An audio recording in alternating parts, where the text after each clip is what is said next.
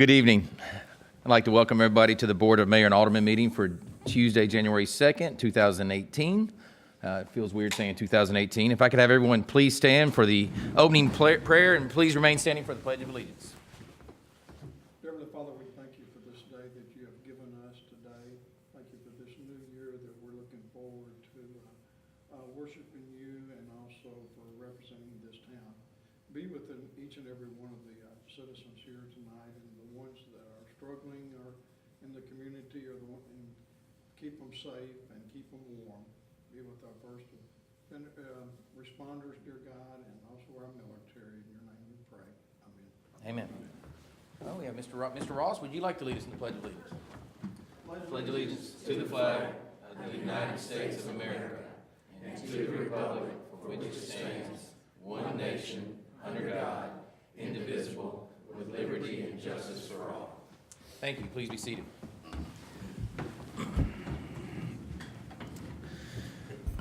Do I have a motion to approve the minutes from the December 4th, 2017 meeting? Motion to approve. Motion by Mr. McKee, second by Mrs. Pardue. Any discussion or questions on the minutes? Seeing none, all in favor of the motion say aye. Aye. Opposed? That item passes. And before we get into the next, I just want to remind everybody we're recording now. I know everybody knows that, but I just want to make sure everybody remembers in case, you don't want to be playing around or something like that sometimes. It's easy to forget when you have a camera there, so just want to make sure everybody remembered. Let's see, next is grievance and comments from citizens. This is a chance we give anybody a chance to come speak on any particular topic they choose. We'll give you up to 3 minutes. We'll just state your name and address for the record, and please no personal attacks on anyone here or that's not here. And we will hopefully try to, it's not a Q&A, but we will try to address any questions throughout the meeting. Is there anyone here? Seeing it's the same crew that's usually here, so I just wanted to at least... A little shorter than... Yeah, it is smaller than normal. Everybody forgot what day it was. All right, seeing no grievances and comments, up to communications from the mayor. First up, Sheriff's Department report.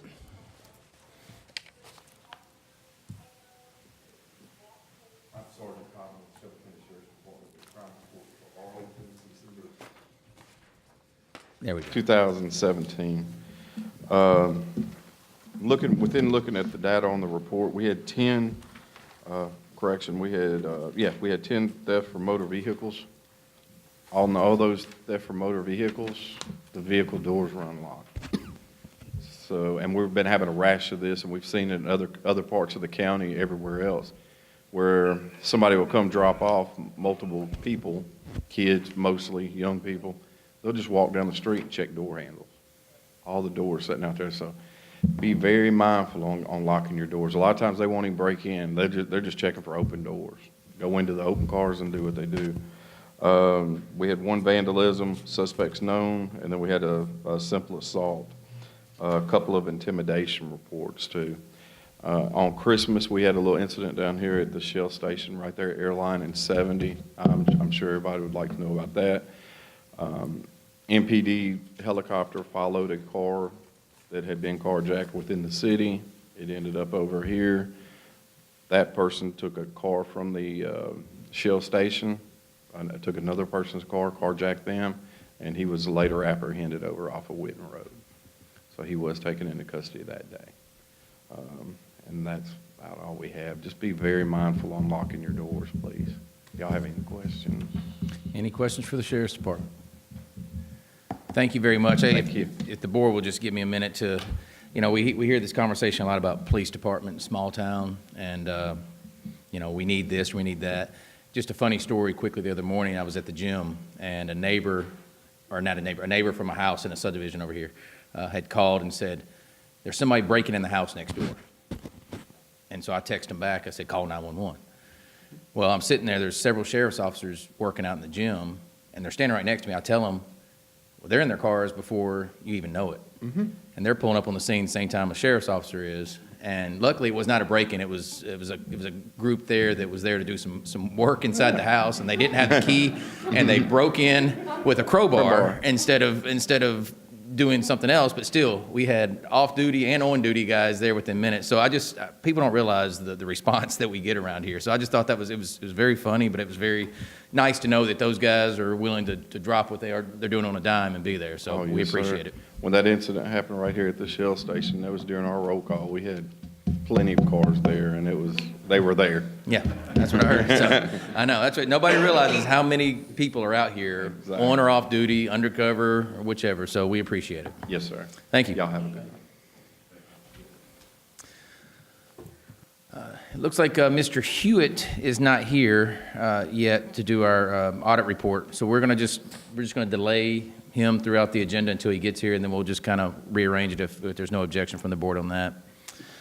So next up would be Chief Harville on the fire department report. Happy New Year. Happy New Year. This is the monthly report for December 2017 for Arlington Fire Department. We had a total of 84 runs in the month of December. 35 of those were EMS responses, correction runs, and 49 of those were fire runs. We rendered mutual aid 17 times and received mutual aid 19 times. We made 30 calls south of Interstate I-40.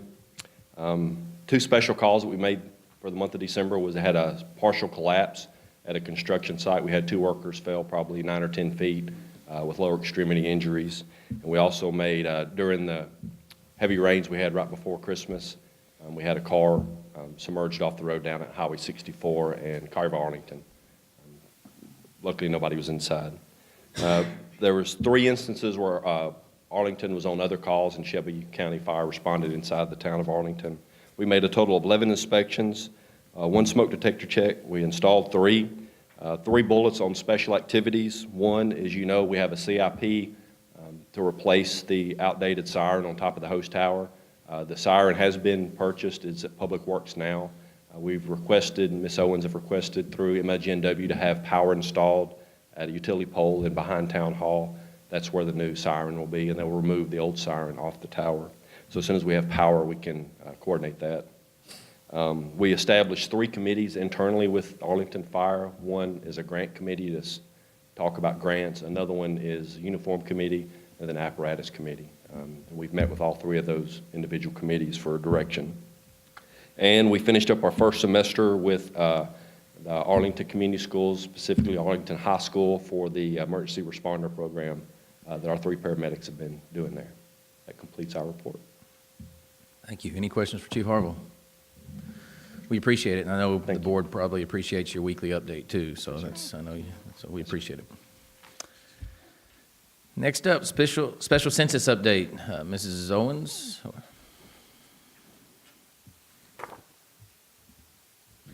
We have officially mailed out all letters to all, I think we ended up with about 4,682 households.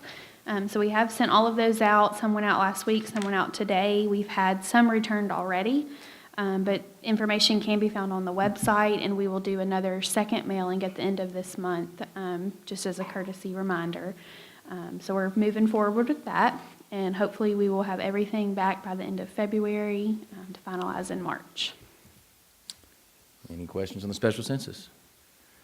I think I'll be repeating what Mrs. Durant and Ms. Owens will both say. We all need to, amongst ourselves, any way we can promote it, push it, how important it is for us as a town to get that out there. So any chance you see, if you see an article, if you see something off the town, because the town doesn't go off the town Facebook site and post stuff, so, but I know some of us do. So if you can share it, get it out there.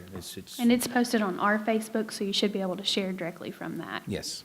So it's, we'll try to stay on top of it for people, because it's easy to put that mail on the counter and not turn around. And they can submit them electronically. That's on the website as well, a fillable form. They can just submit it by email, and that way they don't even have to mail it back to us, so. Great. Thank you all for your hard work so far. All right, next up is, I guess I don't have much. I just want to, again, thank staff for last month. I know we had events through town. I know it was a busy time with the holidays. Staff and employees were, you know, it's a tough time of year to work when you're wanting to be out with your family and shopping sometimes. And I know Mr. Ant and myself, and we talked with staff, and everybody was able to kind of, I think she allowed them a little extra time off for doing a good job there right around Christmas. So we like when we can do that. Sorry, fire department, you can't do that, but everybody else can. But we appreciate. I know the employees appreciate it. We just appreciate the work that they've done, because we've got a great town. We have.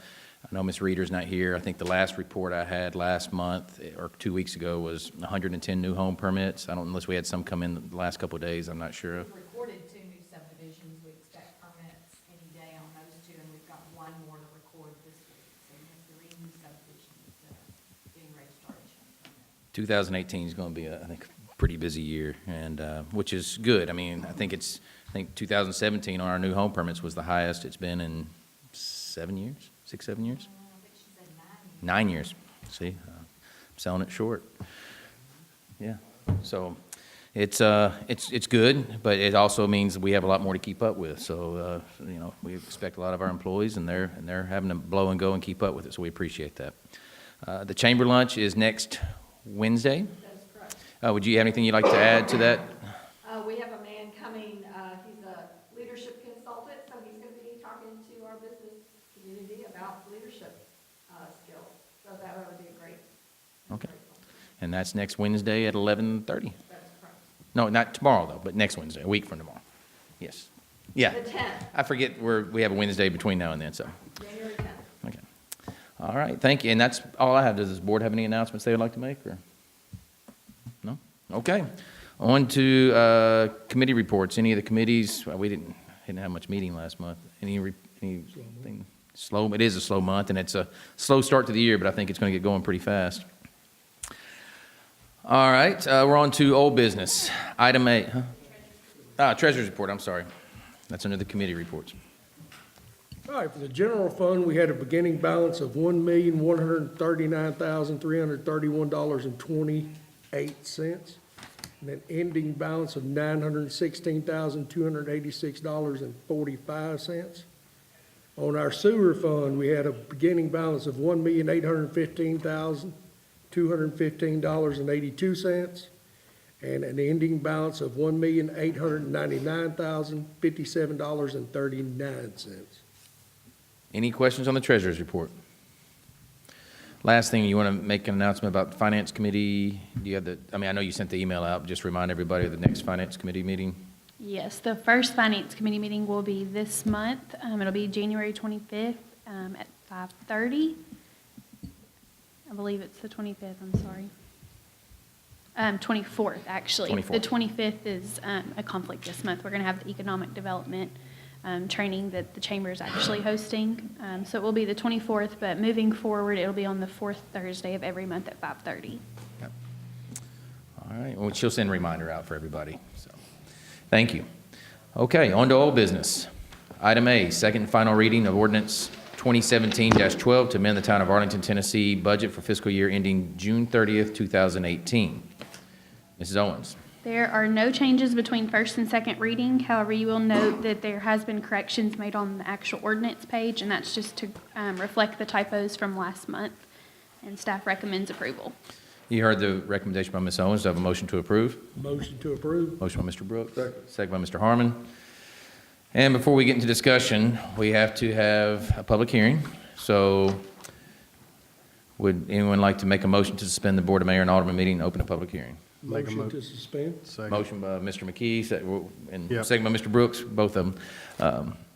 Okay, we are now on the public hearing, which is for second and final reading of ordinance 2017-12 to amend the Town of Arlington, Tennessee budget for fiscal year ending June 30th, 2018. Notice of this hearing was published in the Commercial Appeal on December 15th, 2017. Anyone wishing to speak for or against this request, please stand and be recognized. State your name and address for the record. Is anyone here to speak on the public hearing? I pretty much know everybody here in the audience, and I don't think anybody was going to. Okay. Do I have a motion to close the public hearing and resume the Alderman meeting? Motion by Ms. Second motion. There we go. All right, we are back on the main motion. Any questions or discussion on the budget amendment? Seeing none, all in favor of the motion say aye. Aye. Opposed? That item passes. Any other old business, Mrs. Owens? No, sir. Okay, on to new business. Item A, Resolution 2018-01 to support an additional appropriation from the State of Tennessee Assembly to bring the Memphis Regional Megasite into shovel-ready status. Mrs. Owens. This is a resolution to show support of an additional shovel-ready appropriation for the Memphis Regional Megasite that will be included in the 2018-2019 budget for the state of Tennessee. You've heard the recommendation from Ms. Owens. Do I have a motion to approve? Motion. Motion by Mr. Harmon. Do I have a second? Second. Second by Mr. Brooks. Discussion. And I think if there are any questions on this, this is sometimes just one of those formalities that we kind of move forward with to give our Representative Lawler or state, or usually I'd say Senator Norris, but our representatives to go to the state and say, hey, here's everybody in my district that has supported this. We have to find a way to fund it and move forward with it. So I think it's kind of a housekeeping issue. It helps them give some teeth to their discussions up in Nashville. But if there's any discussion or questions. Do we know how much more money they're thinking this is going to cost and how long? Do we know any details on this? I mean, I know this is kind of housekeeping and They didn't whatever, tell but- us how much more money they thought it would cost.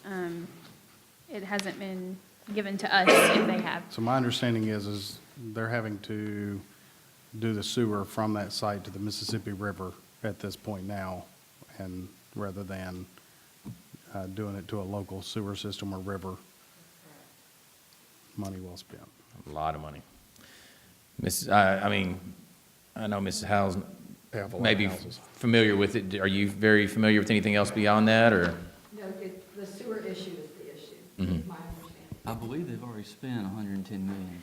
Oh, it's been over the last 10 years, I think. But yes, it's quite a bit, and it's kind of like, we're in that thing where we say developers pay for the infrastructure, and but the state and other states also, same as pilots and all that, where there's always that argument or that question, but they're trying to lure something that's going to bring that amount and much more to it, and you've seen what it's done to areas like Smyrna and other areas where they brought major car manufacturers in. So if it's successful, it's probably money well spent, but if it's not, then we're in a world of hurt. I don't know Hopefully what's. we'll get support on the other side in regards to the CON approval, in regards to our emergency room situation. If they're asking for this type of support for us to spend millions and millions of dollars of taxpayers' dollars on something that is sitting dirt right now. It'd be nice if they would reciprocate that back to the town of Arlington, so. Yeah, and I know that's not part of this actual discussion, but No, but it's. No, I know, but what I was going to say is, from my understanding, is that St. Francis is withdrawing from the con process. They are. They're not necessarily saying they won't oppose the Baptist one, but they're not applying for a con. They're withdrawing their con application for Arlington, so we are down to Baptist. But Baptist, in my conversation with them just a week and a half ago, they're still committed and still moving forward. It's in the court process now, so hopefully, it's really not up to the con anymore, is what I'm saying. It's up to the judge now. So hopefully that will. Maybe we'll get rid of the CON after that. Yeah. So anyway, but back to this. Is there any? That's fine. That's fine. I just thought it was a good time to tie it in. Any other discussion on the regional megasite? Seeing none. Okay. All in favor of the motion, say aye. Aye. Opposed? That item passes. Okay. Before we get into item B, I do see we have Mr. Hewitt here. Do you need a couple minutes to gather yourself and want us to? You're ready to go? Okay, so we're going to kind of go back out of order, back up to Mr. Hewitt here for our audit report.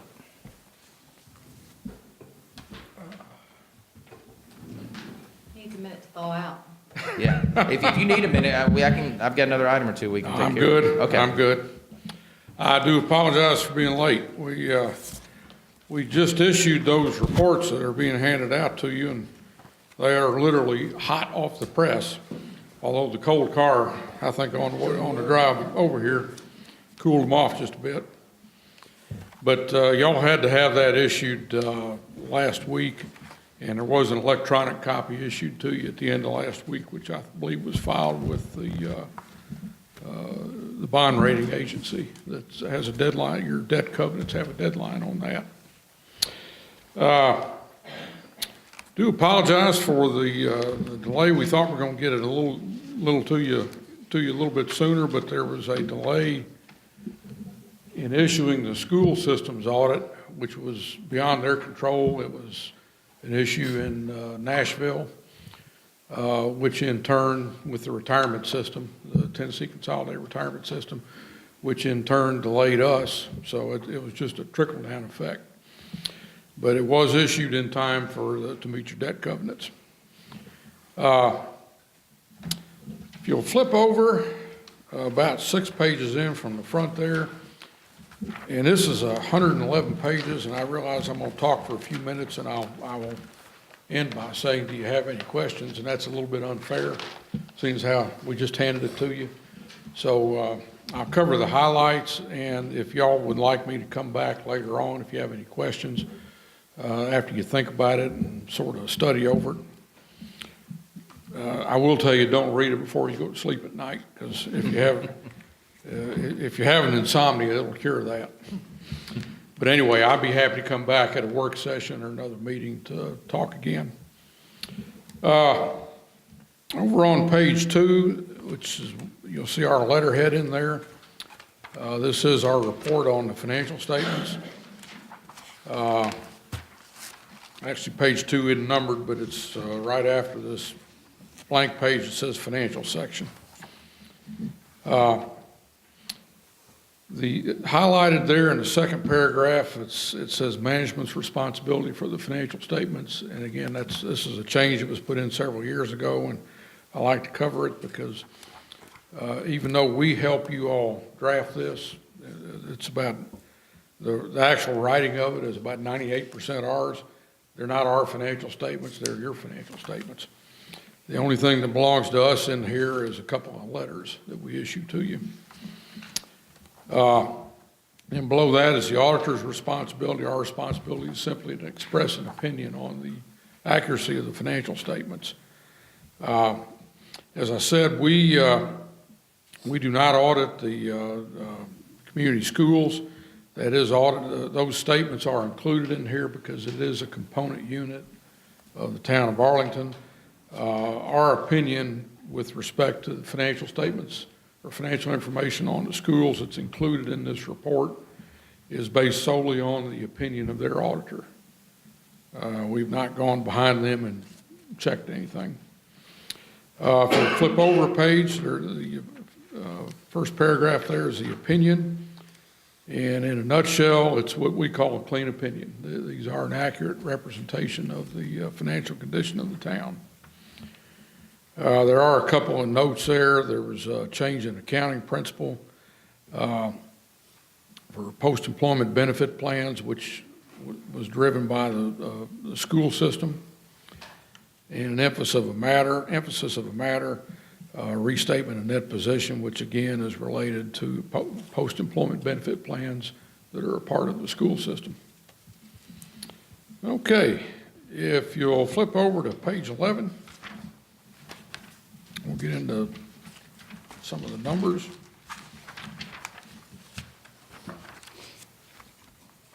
Okay, this is a statement of net position. This is on the accrual basis. It's got all of your liabilities in it. It's got the capital assets of the town. And since it does have the capital assets, it results in some rather large numbers. But you have to keep in mind that the street that you drove in on tonight, while it is an asset of the town, it's not anything you can spend. So sometimes those large numbers that are related to capital assets don't have just a whole lot of meaning.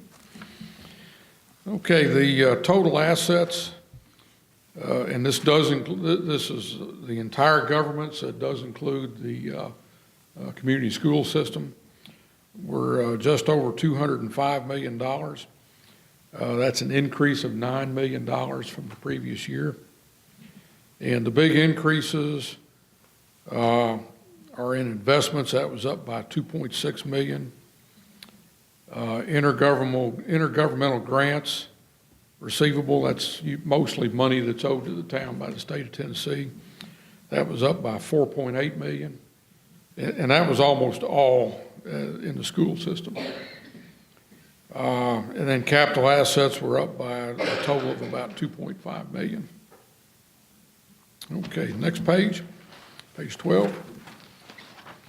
Liabilities, 22.3 million. That is up from the previous year. It was about 20 million the previous year. And if you look down at the bottom, total net position, that is essentially the net worth of the town, $185 million. That's up $9 million, $9.2 million from the year before. The unrestricted net position, which is what's available to be spent, went from 24 million to just about almost $25.5 million. So that was up by $1.5 million. Okay, if you flip over to, and the other restrictions there, they aren't too far off from the previous years. The education, the amount restricted for education is up. Usually what you all want to focus in on is the unrestricted. Everything else, it represents net position that you have obligated, not necessarily that you've spent already, but that came to you with restrictions, usually imposed by grant contracts or state law, or in some cases by your ordinances, that restrict what those funds can be spent on. Okay, the next page, page 13, this is a little bit hard to follow, but we'll cover that real quick. This is kind of an income statement, only it's, for those of you in business, it doesn't look like an income statement you've probably ever seen, except in the town's financial statements. The first column there are the expenses by activity, general government, public safety, highways and streets, so forth. You'll notice by far the biggest one is education, $41 million, which comprises about 80% of the expenses there. The next three columns are revenues that are directly related to that activity. They're either generated by that activity or they're revenues that came in like grants that are restricted to be used in that activity. And the fifth column there, that's sort of the income or loss from the activity that's subsidized by general revenues. As you would expect, most all of them show a loss. The education system does show a surplus there of $7.1 million. And then if you drop on down that same column, you'll see the general revenues that are used to subsidize those losses up above there. For the most part, those are property taxes and sales tax with some other fees and taxes. Okay. If you'll flip over one page on page 14. Now, what we've been talking about in these first few pages here, this is on the accrual basis, where depreciation on the capital assets is recorded. It's got all your liabilities on the balance sheet. But that's not what you all normally see when you look at financial statements. What you normally see is what's, the statements you get other than expenditures for capital outlay do not have capital assets listed in it because, and the way most towns look at that is once we've bought them, we've spent it. It's not anything really we need to be looking at every month. So you're used to seeing financial statements on what's called the modified accrual basis of accounting. And that's what these next few pages are. It leaves out long-term debt off the balance sheet, and it leaves out capital assets off the balance sheet. And we'll look at the first column there. That's the general fund of the town, which is probably what you all are most interested in. Total, excuse me, total assets at the year end of June 30, 2017 were $19.3 million. That's an increase from $17.6 million the year before. If you look down at the bottom, total fund balances, just over $15 million, which is an increase from 13.9 million. So it's a good, healthy increase. Thank you. In this presentation, you see the same type of thing. You see the fund balance is broken down by what is restricted, that can't be spent on just anything you want to spend it on. And then the last line is called unassigned fund balance. That's available to be spent however you feel like it needs to be spent. Most of you don't have any restricted items in the fund balance. Most of them are assigned, and the assignments can be changed by you all based on your accounting policies. But anyway, you had $14.36 million in unassigned fund balance, which was about $1 million increase from the year before. Okay, if you flip over one more page, or 2 pages, excuse me. This is a summarized statement of revenues and expenditures. The general fund had $8.6 million in revenues. That is a little bit less than what you had the year before. It was $8.7 million the year before. That's not anything to be concerned about. A lot of your grants that you get for various things are included in here, so for that to fluctuate up and down from year to year is not unusual. Expenditures, $5.9 million, which is down $300,000 from the year before. It was $6.2 million the year before.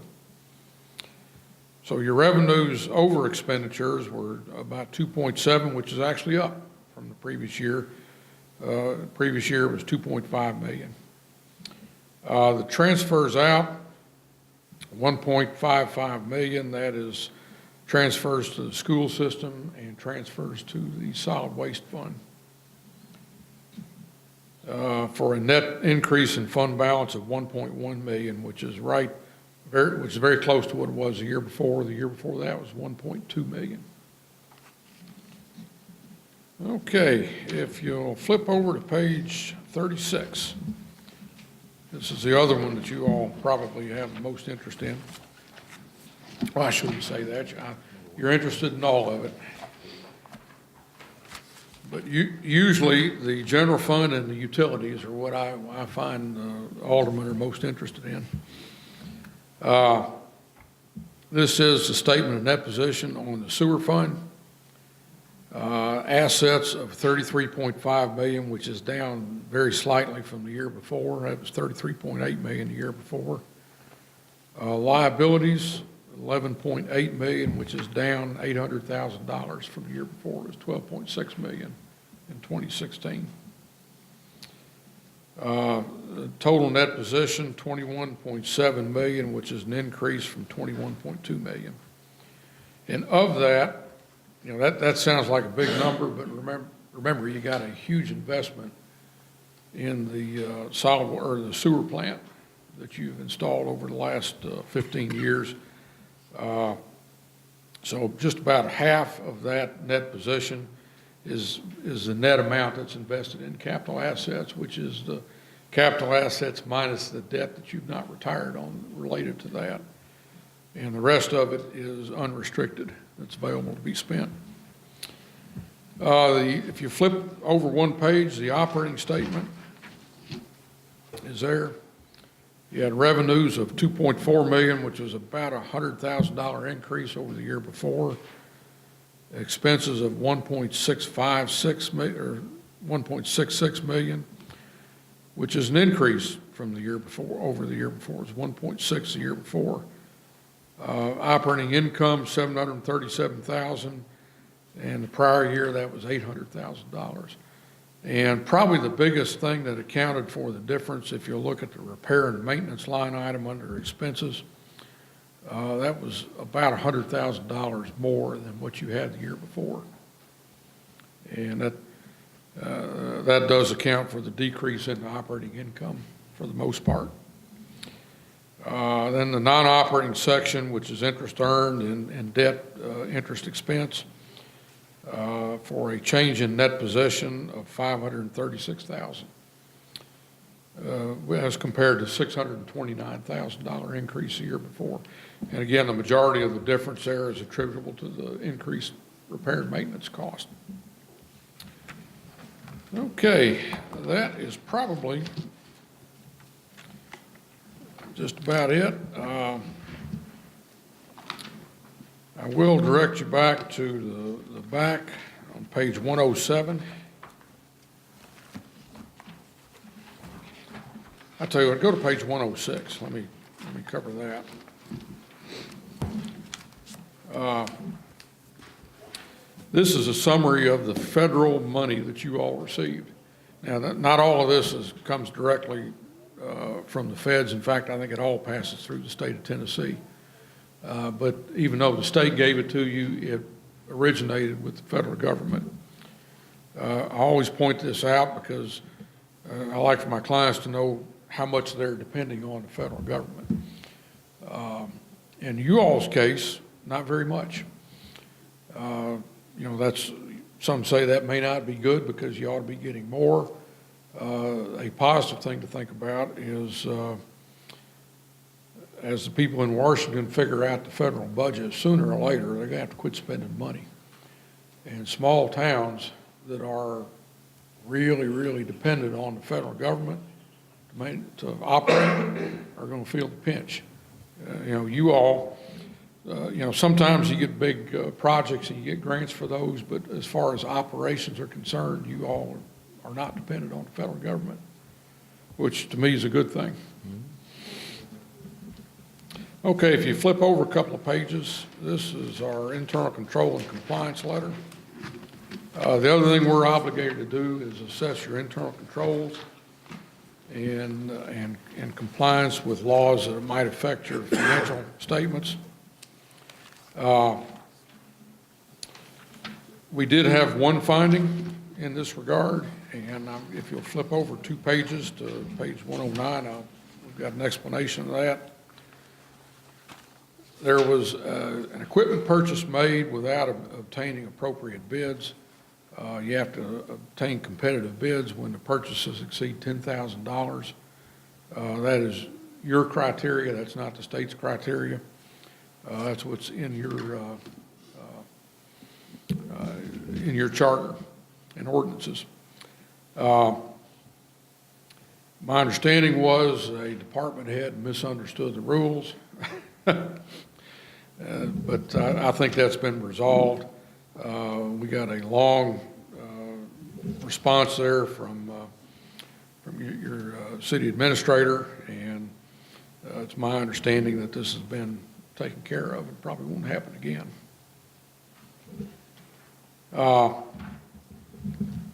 There were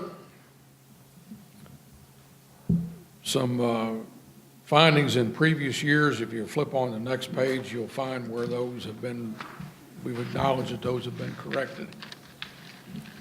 And the very last thing on the last page, you will notice a corrective action plan. In response to our finding 2 pages before, y'all went into a whole lot of detail about what you did to take care of the problem. A lot of municipalities do not do that. They make a very brief statement about what they're going to do to resolve it. And apparently that was such a prevalent practice, the state decided they wanted more details. So they started requiring this corrective action plan be presented as a part of the audit, which is where management says in detail what they're going to do to correct a finding. So this is basically a repeat of what's two pages before. It's just in there because the state requires it. And with that, I'll stop and see if y'all have any questions. A lot of numbers thrown out. First off, Mr. Hewitt, thank you for being here. Thank you for your staff that was here for several times this year. But, I know they come in for a week or so, and they're always very polite and cordial. We appreciate it. I know the town, Ms. Owens, Ms. Durant, enjoy working with them. It's a pleasant experience. That dealing with numbers sometimes isn't always pleasant. So thank you on that. Thank you. We enjoy working here. It's a good environment. Your staff's very helpful. They're very, very good. There's a local restaurant my folks like coming to, so I never have to arm twist anybody to come to the town. There'll be a couple of more maybe next time they're here, so. Any questions for Mr. Hewitt? Has everybody got the gist of all those numbers? I know usually the biggest question is what is the general fund, or what is the general fund reserve is usually the biggest question, so. And that has increased. I will tell you, there was one thing it came in so late, we decided not to change it. You all have been in the process with one of your local industries through the tax assessor's office, working out a tax abatement, or in lieu of tax payment, that apparently there was some error, not by you all, by the tax assessor in the past. And just in the last week, that apparently got worked out. We looked at it, and it was insignificant, really, to the financial statements.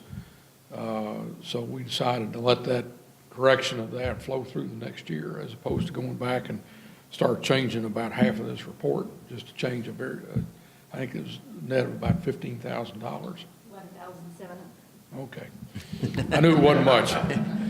I could see her chopping to make sure she got that in there, so. Has been resolved. It's good to hear it got resolved. Any questions for Mr. Hewitt or staff?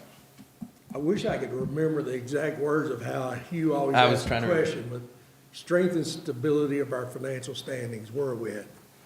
Oh, yeah. Scale of 1 to 10. Y'all are good. Y'all are good. I would say it's probably about an 8.9, somewhere So around there. we're staying good then. Yeah. The only thing that, and it's not anything that you all have direct control over, is, because you don't really have OPEB, where you've promised benefits way down the road to retirees, but the school system does. And that's a big number. And most of that's health care benefits, and as everybody knows, health care cost is an unknown in the future. So that could, that could come back to bite you. But It's a moving target, kind of it like is. a jackrabbit. It is. It's, for that reason, a lot of governments that post-employment benefits were all promised years ago, when it was one of those, well, we won't have to pay it for 20 years, so it's not, let's give everybody the moon. And now that it's required to be disclosed on the financial statements, a lot of governments are thinking, well, maybe we were too generous. We've seen it and heard it. Yeah. Been anything. In the middle of it, yes. Thank you. Thank you, Mr. Hewitt. Okay, Mr. Hewitt, we won't be offended if you get up and leave either. I know you usually hang. Okay, we'll only be a few more minutes, hopefully. Okay, so we're back on the regular item on the agenda, which is item B, Resolution 2018-02, to enter into a leased outdoor lighting contract with Memphis Light, Gas, and Water to be installed at College Hill Park. Mrs. Durant, or Mr. Carter's back manning the camera, so. In conjunction with the recent municipal facilities plan that the board approved, Mr. Carter has been looking at existing parks and what can be done in existing parks to make sure that we bring those parks up to some identifiable standards. One of the things that he's working on at College Hill is the roof on the large existing gazebo has deteriorated, and he's getting a contract underway to start the restoration of that roof, that gazebo. Soon as the weather breaks and asphalt plants are reopened, we're looking at what it will take to resurface our walking trails. One of the meetings that the mayor sat in with us with Keith Grant when we were talking about street lighting, if you'll remember that work session, was Mr. Grant brought in someone from Outdoor Lease Lighting with MLGNW who introduced us to that program. And it's a program that's widely used by other municipalities for municipal facilities, parks. It's a very economical way to be able to install that lighting and pay on a leased purchase program. Outdoor lease lighting for 36 months, you pay a percentage down, and MLGNW owns that fixture, and they're responsible for making sure that any repairs or anything that is done to that fixture are covered. One of the things that we're trying to do there is prevent vandalism. We've had some teenagers decide that because it's dark and you can't see them there, they're hanging out. So what our proposal is just to light the top of the trail as it walks around and backs up to the Playground of Dreams, to install some Cobra head fixtures on existing wood poles and face the parking lot, and then just to light the top of the trail on the other side of the split rail fence. We would recommend approval. It is in keeping with the master development plan for facilities and is in keeping with Mr. Carter's vision for retrofitting these parks to all start to become to look uniform. So this is a good way for us to start that program. You've heard the recommendation by Mr. Ant. Do I have a motion to approve? Motion by Mr. Harmon. Did I hear a second? Second. Second by Mr. Brooks. I couldn't tell if I heard a second or not. Okay, discussion or questions? Does the park, that park closes at sunset, is that right? Sunrise to sunset, yes, sir. Okay, and that will stay the same? Yes, sir. Okay. But the lights will be all throughout the night, just like regular street lights? That's correct. You said 36 months. Is that 36 months we pay ours off, but they maintain the poles, or are we going to be responsible for maintaining? It's a leased program, so it's my understanding that even after the 36 months, should you need replacement of a Yeah. pole, replacement of a bulb, replacement of a fixture, is that your understanding, Mr. Carter? That is correct, yes. They own that whole perpetuity. Okay. Any other questions for staff? Good. I think more than anything, it's just gonna be a good security feature for that part of town right there. The gate going into the parking lot, is that locked? There's not a gate to come into the parking lot. There's a gate on the split rail fence before you get into the park, and it usually stays locked unless we've inadvertently left it unlocked when we've been up there doing maintenance. We talked about installing a gate on the parking area itself. There's pros and cons there as well. We even had to put up some bollards throughout the park because kids were bringing golf carts, and we're talking the big monster golf carts with the big wheels and tearing up the property, and they're accessing the vacant land next door. We're going to continue to watch and see. We wanted to stay with the lighting first to see what that does before we move into what a gate would do, what manpower it would take to lock and unlock that gate. We haven't had any vandalism that I'm aware of in the restrooms. Mr. Carter may want to speak to that more. It's more of the teenagers hanging out within the Playground of Dreams. There's been some vandalism over there to the point where parents can't go the next day with the kids because of what the teenagers have done. And I hate to blame it on teenagers, but you would hope that adults wouldn't be doing that. Yeah, that from what we've heard. Mr. Carter? Yes, I mean, on the restrooms, it's a lot of times, it's just, people using it even after hours, even though they're on timers, people cramming toilet paper in the doors, those type of things, to where they try to keep those doors open. The lighting question, my question a lot of times is, if we're putting lights, are we inviting these people to stay out there all night? No. It's posted there to where if it is lit up, that these people will be visible, be seen, that we can make the call to Shelby County or somebody in that instance if something questionable, we're able to see it at that time. And a lot of people in the industry and the profession of parks would say is that lights deter 90% of your abuse of extra hours activity. So We had Ms. Reeder look at the candles on the lights to make sure that what we were doing was not going to interfere or bleed over onto the existing residential across the street. And it is not. It should not make an impact on the residential across the street with the way we've got the lights set up and directed. I noticed, we're talking a different park, but I've noticed that at the sports complex that you lit the facility up a little better. Has that made any difference over there? that is correct, yes. That way you're able to, if any time of the hours at night you're driving by, you're able to look over there, and if you see any movement of anything, then it's a deterrent. Those do shut off on a timer about 2 or 3 o'clock in the morning, short of the flagpoles that stay lit. So other than that, it's been a good deterrent. Yeah. Haven't noticed anything down I there. kind of figured it had. I'd seen, various kids, you drive by at night and you'd see them running across the park, so they jumping fences, but since the lights have been up, I haven't seen it, so it does work. Correct. I agree. Has anybody told you you've had some dumping in the park? Dumpings in the park? Dumping? Like dumping At of- Christmas, like on Christmas Day, somebody decided to get rid of their old TV, Is it on your park property? We typically will, it's unreal, a lot of It's at times with our the, trash it's at the, cans. at the trailhead as you come in off the main. Sports complex, that's typically, we've got, traditional people Yeah. that come in and fill those up with household refuge at time. So we'll get that picked up, so. There's been some dumping around town. Evidently so. Okay. Well, I guess you're talking about just really the last 2 weeks with the holiday schedule of, Yes, sir. yeah, everybody impatient on waiting an extra day or two. Okay. Anything else for Mr. Carter or Mr. Amp? Thank you. So all in favor of the motion, say aye. Aye. Opposed? That item passes.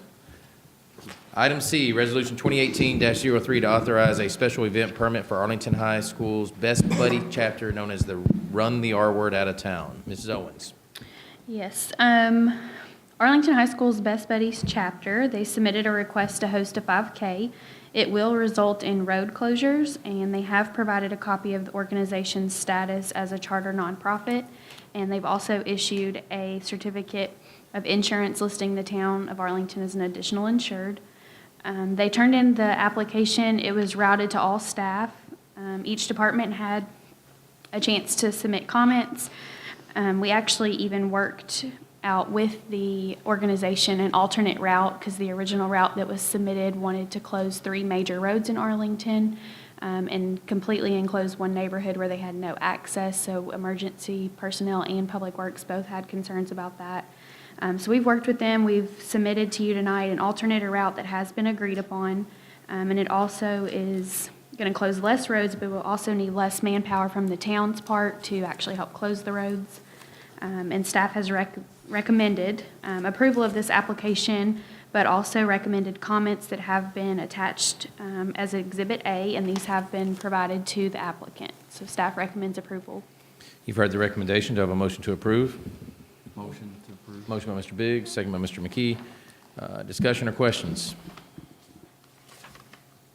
I'm assuming they ran everything through the sheriff's department, our fire department, everything, got it all squared away? Yes, and they are responsible for working out the scheduling with Shelby County Sheriff's Department, and they have met with our fire department once, and they're required to meet one more time before their actual race day. So will these roads that are going to be closed, are they going to be closed for the full 4 hours that were listed on the application, 7:30 to 11:30? No, ma'am. They'll close them off until the race gets started, and then as the race starts to end, the last walkers, runners at the very end, they'll go back and reopen those roads, and only where those runners are still en route will they remain closed. Try to close them for as little a time as possible. Really depends on how fast the last walker runners. And from my understanding, the only road that will completely be shut down is going to be Milton Wilson. Memphis Arlington will be down to one lane. Okay. Any other discussion or questions? Seeing none, all in favor of the motion say aye. Aye. Opposed? Item passes. Item D, Resolution 2018-04 to amend the Arlington Community Schools Board of Education operating 2017-2018 operating budget. Mrs. Owens. The Arlington Community Schools approved budget amendments on December 19th of 2017, both for revenues and expenses. Their resolution 2017-21 is attached as Exhibit A. As you know, we are required to approve any budget amendments, and staff recommends approval at this time, and we do have school staff here available if you have any questions. You've heard the recommendation. Do I have a motion to approve? Motion. Motion by Mr. McKee. Second. Second by Ms. Pardue. Discussion or questions? And again, like I said, we have Ms. Williams and Ms. Mason here from the school board. Oh, and Mr. Lamar, I can't see him. There's a nice little green plant right in the way. So. Didn't mean to leave you out there, Hugh. Any questions on this amendment? Dina, anything you'd like to add, Mrs. Mason? Now, I would just like to say that the bulk of these funds are for capital projects that we have had on our radar for the first 3 or 4 years. We wanted to get a lot of the projects done that were in need. What you're going to see are some of the projects that we've been waiting for. The biggest project, our board has amended our CIP plan, which we'll begin construction of a new gym at the middle school, and so that's the bulk of these funds. Any questions or concerns? Mr. McKee? What will the gym become? I was curious about that. Currently, right now, plans are for it just to be a second gym, an auxiliary gym, with we do have the option in future years, if we should need additional classrooms, that we have a sketched out plan of converting that gym into a music department to where we would move the band, chorus, and orchestra classes, and then with the second floor mezzanine, over half of it for cheer and dance. But at this time, we're not looking at going forward with that until there's a need for those classroom spaces. Thank you. So we'll have an auxiliary gym, which there is a great need at the middle school for that second gym right now. Yeah, and we're one of the few middle schools around that has still like the elementary style Right, gymnasium right. in the middle school. So this Yeah. will bring us up to Yeah, standard. the gym that we have contracted, our board has approved a contract with Renaissance, and so actually, this is recent today, we're looking at the plans that will seat a little over 1,100 in the gym, hardwood floors, bleachers on both sides, 11 rows up, so it'll be quite a change from what our existing gym is. Any other questions from Ms. Mason? Anything else you'd like to add? Well, I Yes, do ma'am. wanna While you have the add- floor, you can go Well, I ahead. do want to add regarding the OPEB, we have, if you look at your audit, on your audit page 88, our board did make a significant policy change last year, being very mindful of the OPEB liability, and you will see the impact that that has had. We are only one of 2 school systems in the Shelby County area to take that bold step. Obviously, that is the reason why we say that's a bold step, because it can impact your ability to recruit teachers. And we have found that it has not limited us. But if you look on page 88, you will see that the beginning OPEB liability was just about $10.5 million. After our policy changes, the ending liability was a little over $5.5 million, so a substantial change.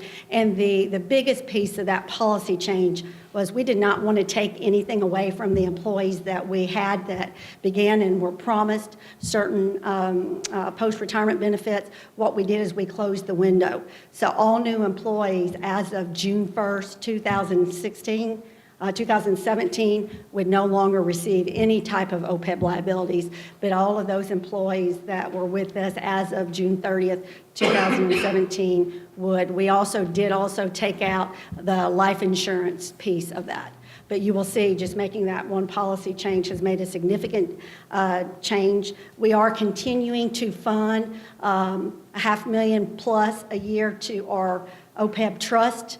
But up to this point, we have not taken any money out of that. The retirees that we have, we are including in our current budget on a pay-as-you-go, which means that, and we will do that for as long as we can in our annual budgets, as well as continuing to fund that trust with the hopes that in the next 7 to 8 years, we could have that fully funded. Sounds great. It's nice to see that aggressive step being taken, so.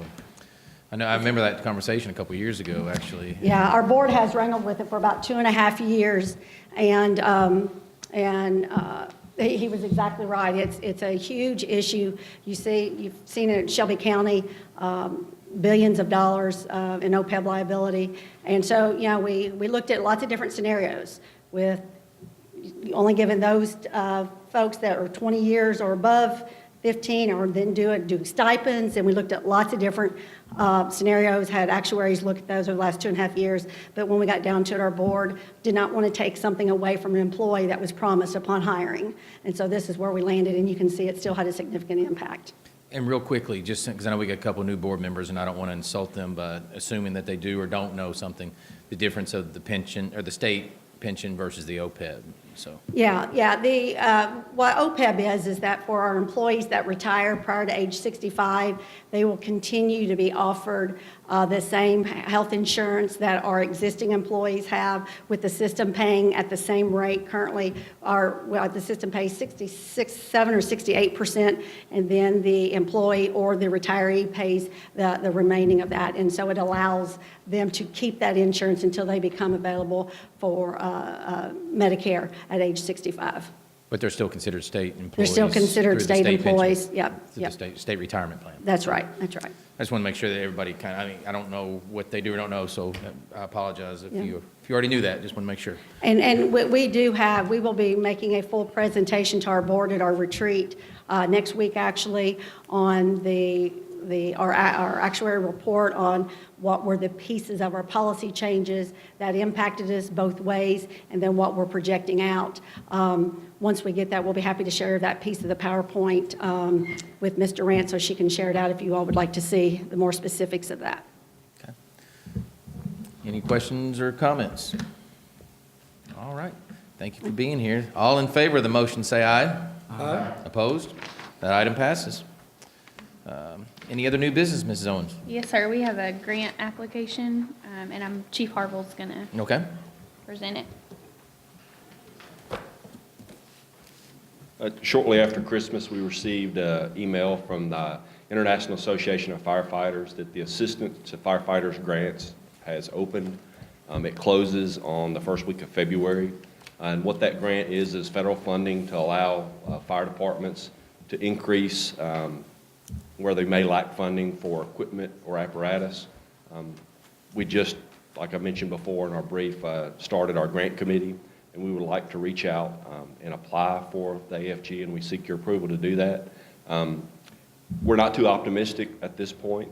I know it's going to be rough, probably the first go-around, but the good thing about with the town of Arlington, it falls in, you receive the notification of funding prior to this. We fall in the less than 20,000 group, which only requires a 5% match. And some of the plans that we have proposed is to seek purchase of an aerial apparatus, which is around $980,000 new. Our cost share match would only be around $50,000. Training to get our guys up into technician level training in a lot of different areas, starting out with vehicle extrication would be one of those. The training module does not require a cost match, so that would be fully funded through the federal government if we're awarded that. We need an exhaust system to remove the exhaust contaminants from the station. We would request that. That does require a 5% match, and our share would only be around $1,000 if the quote comes to our favor. And the last thing that we're considering is getting a extractor and a dryer, because we don't have a way to best clean our turnout equipment.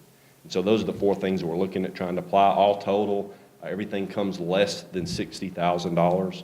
I have some cost savings in this current budget. By the time it's awarded and we start implementation, I can do a cost share between this budget and next year's budget, so I can easily make those happen if we're awarded those. So I seek your approval to do that. Any questions? You've heard, so we just need to get we don't need a we just need a motion. Okay. All right, you've heard the recommendation by Chief Harville. Do I have a motion to approve? Motion by Mr. Harmon. Second. Second by Mr. Brooks. Any questions or discussion on that? I wish you a lot of luck. Thank you, sir. Yeah. Hey, anytime you can get a 5% match, that's, or 5% is. Yes, sir. Can you apply for all those needs that you just stated? I can apply for 3 of those. Okay. The exhaust system, the extractor fall into the same category, so we'll prioritize. It probably will be the extractor and the dryer. But I think it's important enough, even if we don't get this awarded, I'm going to look at trying to implement it in a CIP plan for next year's budget or through a cost savings of existing budget. So. The air handling system and cleaning turnouts, determine the cancer rates for firefighters are skyrocketing. It's due to what we breathe in the fire stations and the contaminants on the code.